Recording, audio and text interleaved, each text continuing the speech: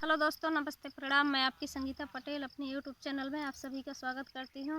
एक बहुत धमाकेदार चुटकुला नाच गीत है, कैसे लगे कमेंट में ज़रूर बताना।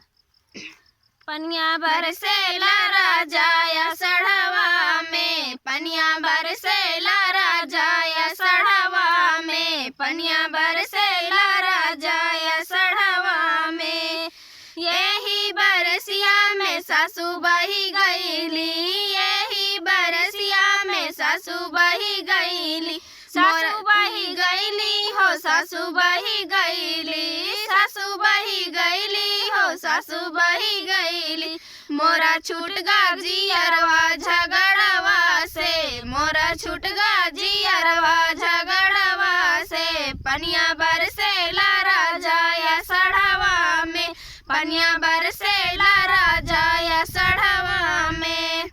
यही बरसिया में जेठानी बही गईली, यही बरसिया में जेठानी बही गईली, जेठनी बही गईली हो, जेठनी बही गईली, जेठनी बही गईली हो, जेठनी बही गईली।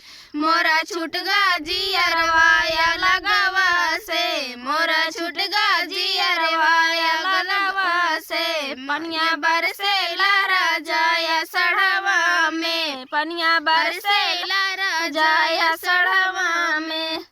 यही बरसिया में नंदी बही गईली, यही बरसिया में नंदी बही गईली, नंदी बही गईली हो, नंदी बही गईली, नंदी बही गईली हो, नंदी बही गईली। मोरा छूट गा जियरवा गवनवा से, मोरा छूट गा जियरवा गवनवा से। पनिया बरसेला राजा या सड़वा में, पनिया बरसेला राजा या सड़वा में।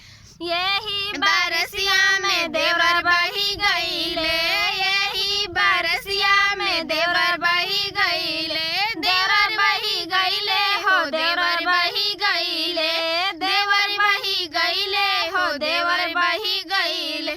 मोरा छूट गा जियरवा बोलिया से, मोरा छूट गा जियरवा बोलिया से। पनिया बरसेला राजा या सड़वा में, पनिया बरसेला राजा या सड़वा में, पनिया बरसेला राजा या सड़वा में। कैसे लगे नाच गीत कमेंट में ज़रूर बताना।